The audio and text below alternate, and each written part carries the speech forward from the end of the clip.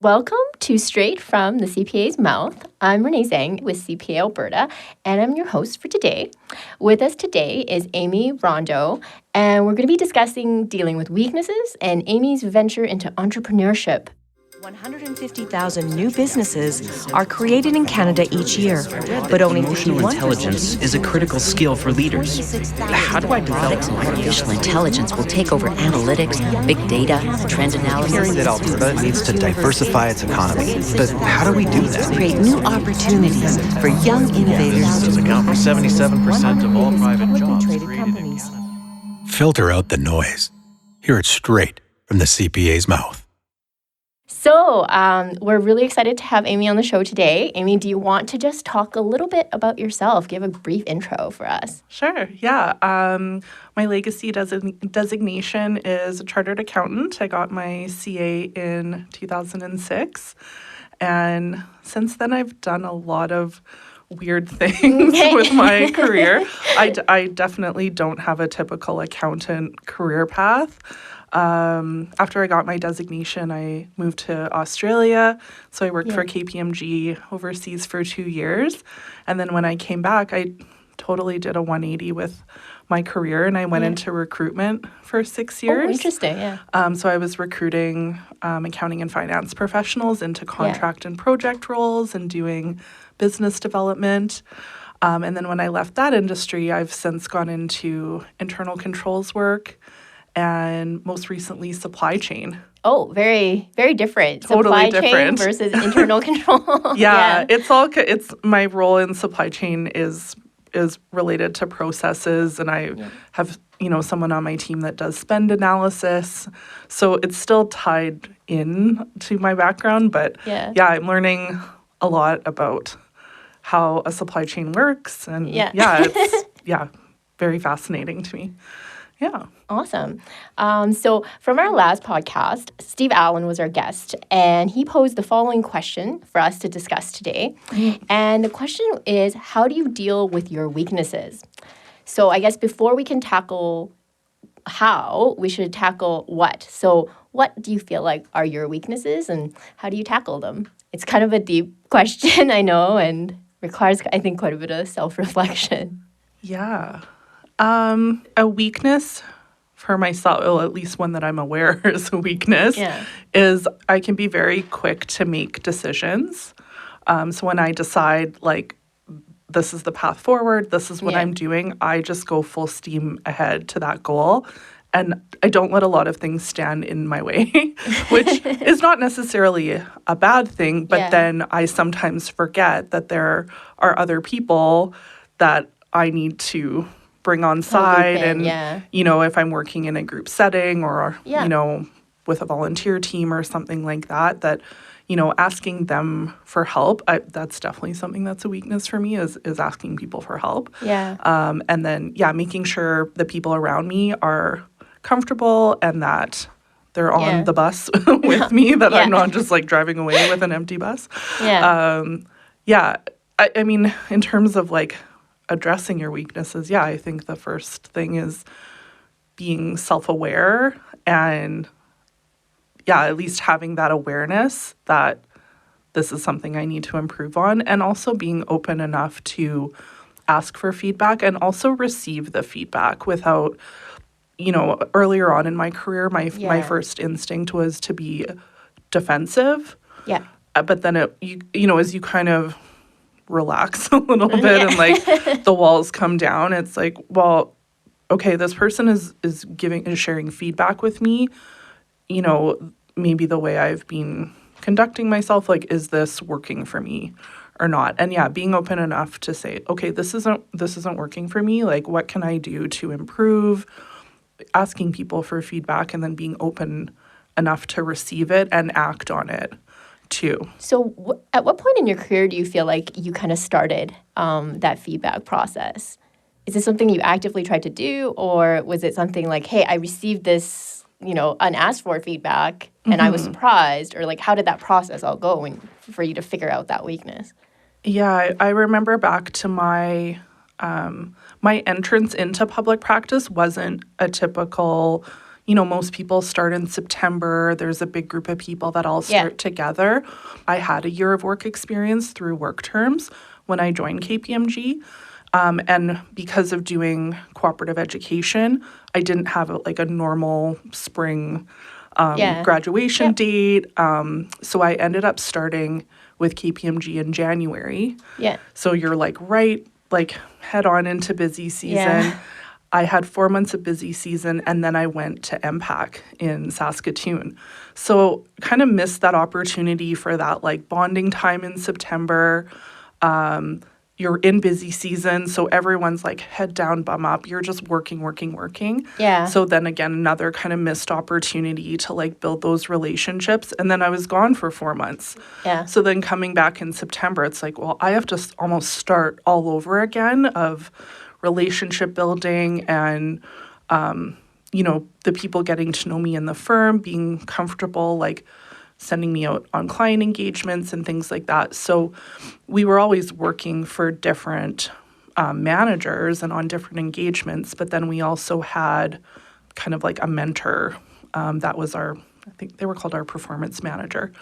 So yeah, going to her saying hey, this is kind of my situation.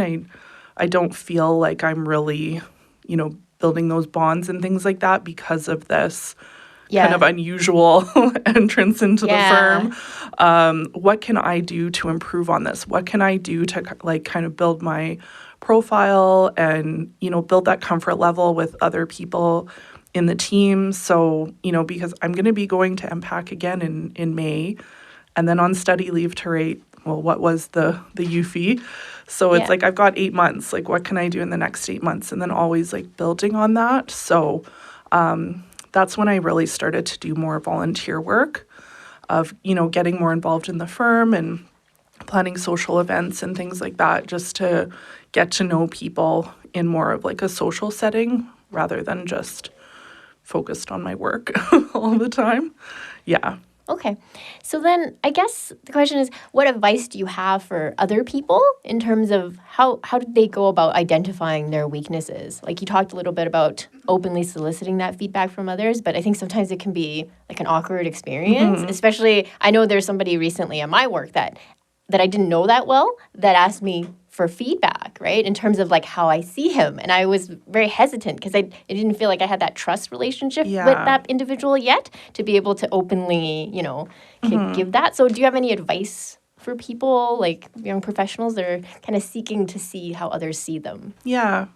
I mean, if you work in an environment where that there is that kind of 360, even if it's one direction of feedback. I mean, that was the model at KPMG, so it definitely helped facilitate that. But not every organization does share feedback that openly. If you are building those relationships with trusted advisors, then, those other mentors and things like that, then, as your comfort level builds, I would definitely recommend being proactive and asking them for feedback. But for people that are, they're earlier on in their career, they're new to Calgary or to Canada, things like that. Through CPA, we've got the mentorship program. That's a great way to kind of build up that network of people that you can lean on. Self-assessments as well, too, of looking at where do I think that, I can improve, or where did this maybe not go so well, things like that, you can look for areas of feedback if you are getting, semi-annual or annual reviews of what feedback is coming back to you through that. But I mean, people aren't great at giving feedback generally. It's the kind of the most awkward part of the work experience almost. Yeah. Totally. Yeah. So as much as people are nervous to ask for it, most people are pretty nervous to give it. I think they don't want to be, coming across as being aggressive or hurtful or things like that. Where I think it all depends on how you approach it. Sometimes you do have to politely nudge a little bit of this would really help me in my career and this would really help me and I value your opinion. And I guess how do you feel about yes, like it's good to have feedback and know your weaknesses, but at the same time, like we're all a certain type of person, right? At a certain point in time. And in some ways, you have to stay true to who you are and what you're like, because that's the essence of you and not to lose that. So I guess, do you have any thoughts on kind of maintaining that line of not being like unauthentic at work and trying to be somebody you're not while still trying to kind of know your weaknesses and work on them? Like, do you have any thoughts on that? Yeah. I've read a lot of Susan Cain's work and her posts. I am an introvert through and through. And so sometimes I feel like people that are more introverted get stigmatized as being like socially awkward and things like that. When it's like you're not necessarily socially awkward, you just don't generate energy from being at a party or things. It's not that you don't ever want to go. You just probably need a 2-day nap after the party. So reading a lot of kind of like, okay, I know this about myself. I know who I am. It's not going to change. I'm not magically going to wake up tomorrow and be an extrovert. But how can I use that to my strength? So what are some things that I can do where I still feel comfortable, but I can push my boundaries a little bit too. So that's where I've tried to look for opportunities that play to my strengths but still allow me to like grow as a professional. Your natural inclination is to be introverted, right? And then sometimes putting yourself out into those big social settings and it's uncomfortable. So do you have any advice for maintaining being positive, not dreading such experiences? How to, like, I guess, feel good about putting yourself in those awkward situations? I mean, it definitely helps when I think you just gain more experience and you build your network. So when I am going to events, like for me, if you know other people that are there, like that kind of at least helps like break the ice. Yeah. Sometimes for me, having like an exit strategy of that it's not for an extended period of time too. To know, like, this is going to end at a certain point. And yeah. You know, like going to an event after work for a few hours that's kind of in my comfort zone. Going on like a week-long retreat is like hell on earth. Yeah. When when you're forced into those social situations all the time, like like every day, every meal. Like that's kind of that's pushing me a bit too far. So know your own boundaries before embarking on things that might be addressing your weaknesses. Like there's definitely going to be times where it's it's a training course or you're doing something with your team at work or things like that, and it's part of the job. So I mean, I guess knowing there's an end in sight is, then I'm kind of like, okay, or if I can carve out like, okay, maybe I'll skip out, I'll go for dinner, but then I'll excuse myself and go do something on my own. I'm an only child, so I know what you're thinking. Like by 8 o'clock, I'm just like, I need alone time. I've been with like a group of 12 people all day, and I feel like stressed as a result. So and like so many offices now, there's so many benefits to it.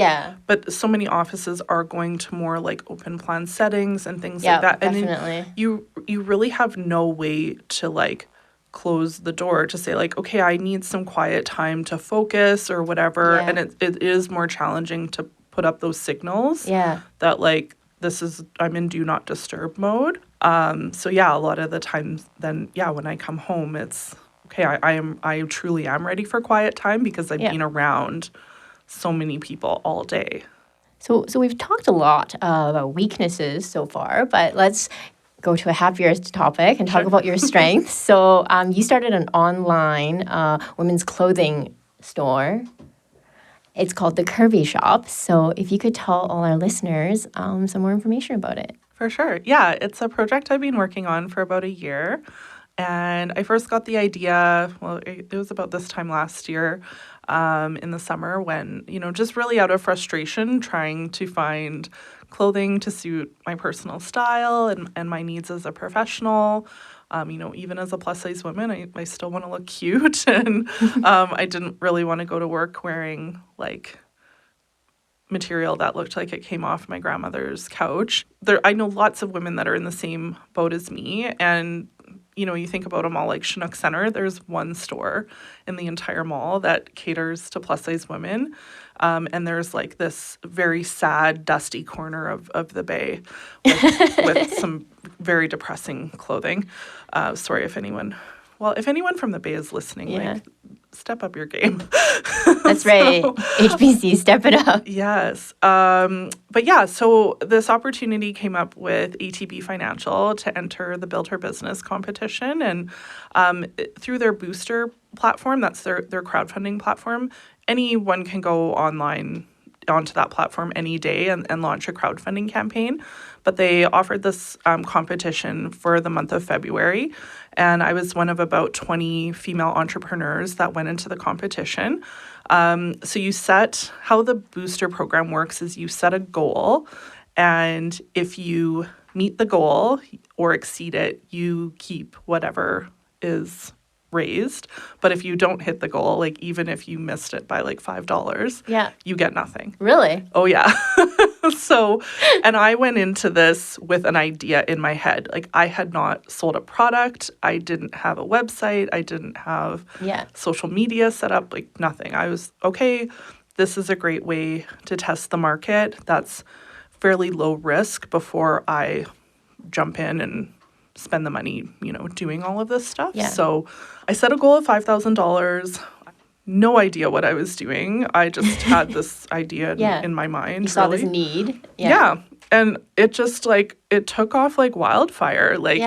People jumped on board and helped spread the word. And just through connecting with other groups focused on body positivity and the plus size community, so many people just jumped on board, backed it, helped, spread the news around. And I ended up, how the competition worked was the top 5, so based on your percentage of crowdfunding goal, they made it into a final round of judging.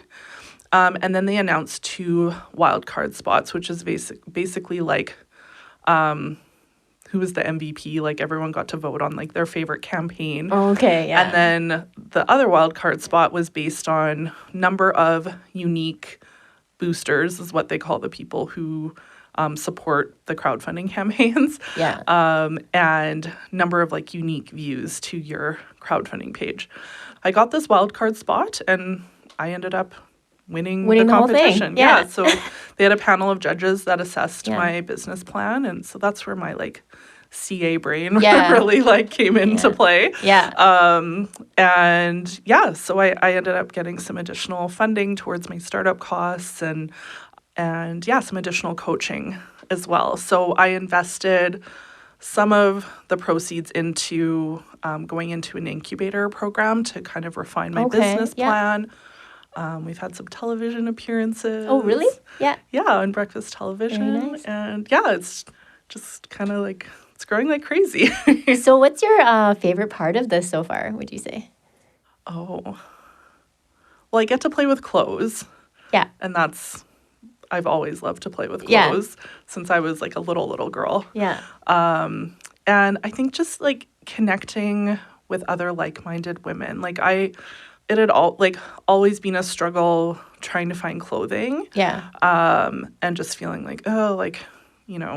I don't fit the body type of these trends, even as a teenager and things like that. And talking to other women that feel the same way and them kind of, telling me about their stories and things like that. That's been really cool to me, just to connect with other people and know that we're not alone in this. Yeah. We all have our we all have our stuff.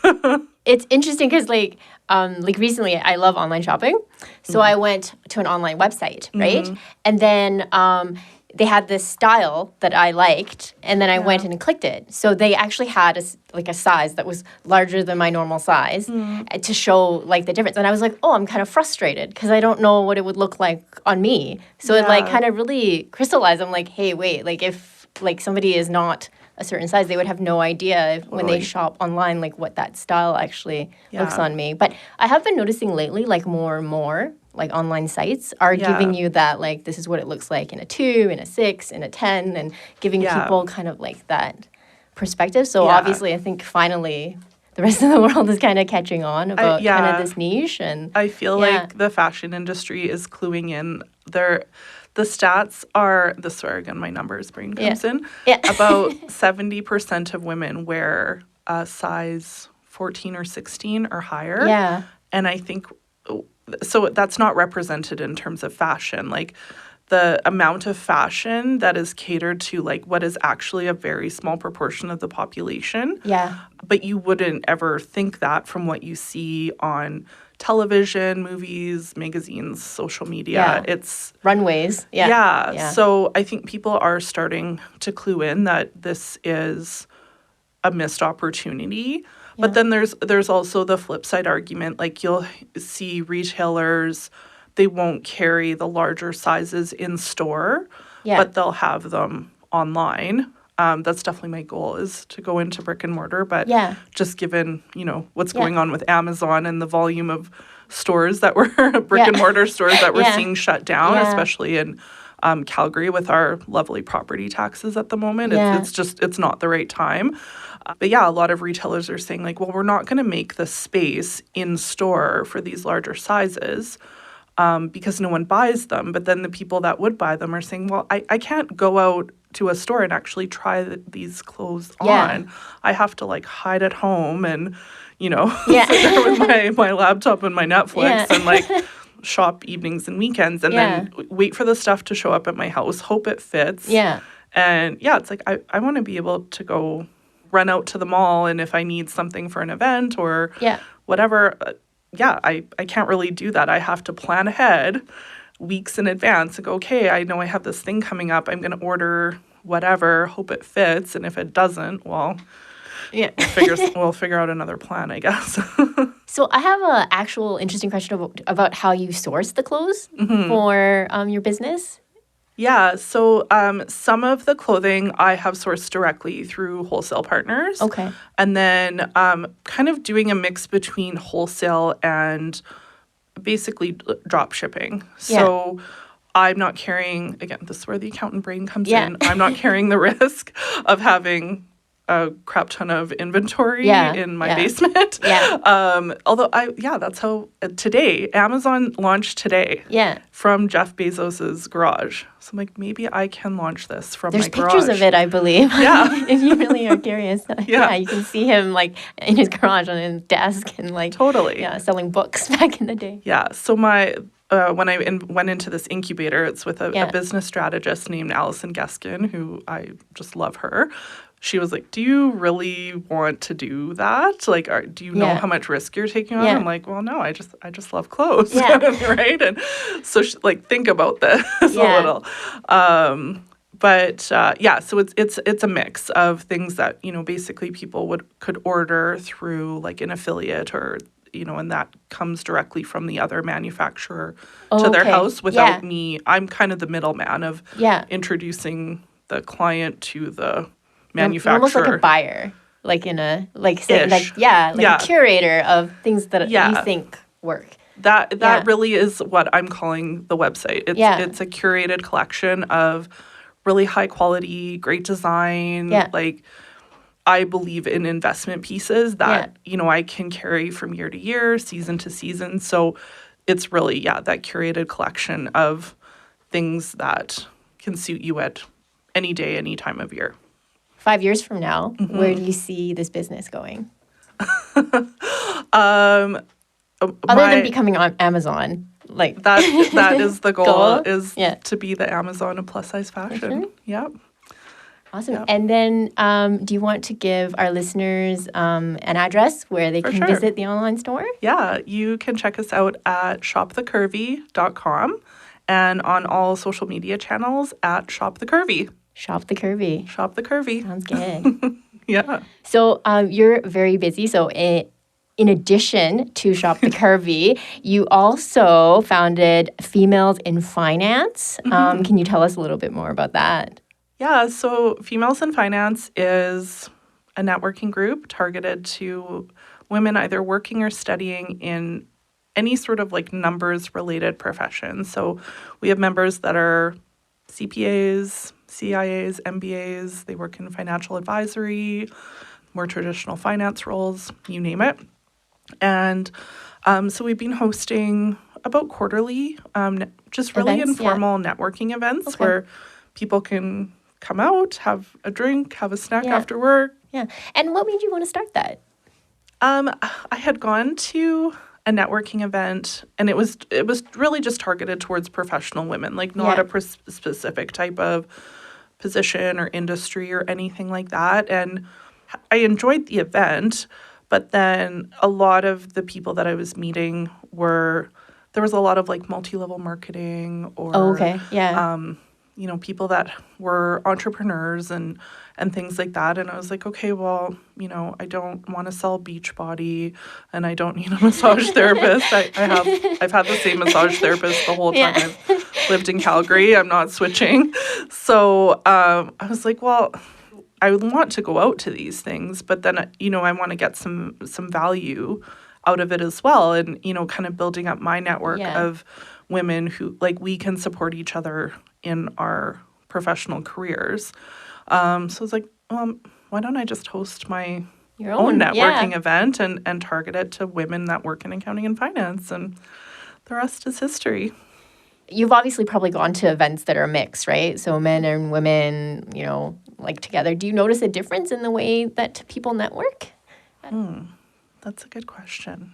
I guess what I've noticed is women tend to kind of if you have tables set out for them, they will kind of gravitate to a group. Yeah. And almost sit at that table and not move. It's like I found my spot. Yes. It's like I found my people. Yeah. I'm comfortable with my people. Yeah. I mean, I guess you'll see I've seen a mix. I've seen the one where everyone just kind of groups together and they don't really move around the room. And then I will see other probably people that are more extroverted, women that are more extroverted, they'll work the room a bit more and go up and introduce themselves and things like that. I'll see men be a bit more open to going up to strangers and introducing themselves and striking up a conversation and do you things like have that. a personal preference as to which one you like to attend better, or you feel like you get more value out of? I think it depends. I think we talked about weaknesses, so me knowing that I'm an introvert. Yeah. I'll let you in on my secret. Yeah.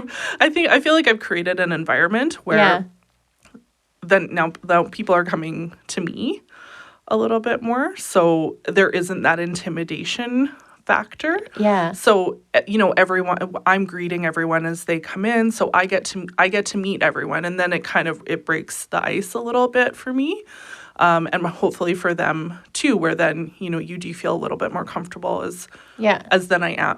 I've gotten more comfortable going around the room in sort of more of that environment when I'm the host. Yeah. Than when I'm at a larger event where I maybe don't know people. Yeah. And then I guess what sort of things do you think that somebody that attends this event, for example, could get out of it? Mm-hmm. Yeah, I've heard of people making all sorts of new relationships. Yeah. So whether they're looking for an advisor, a mentor, coach for themselves, job leads, cross-referencing business back and forth for people that are working in kind of a more entrepreneurial type of a role in accounting and finance. Yeah. So, I think it just depends on what your personal situation is. But, yeah.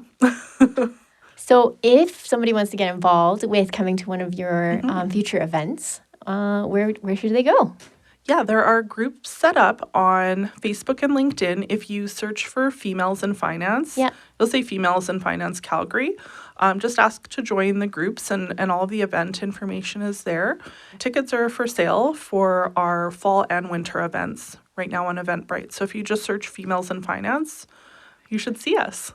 Awesome. Thanks. Well, I think this seems like a good place to wrap up today's episode.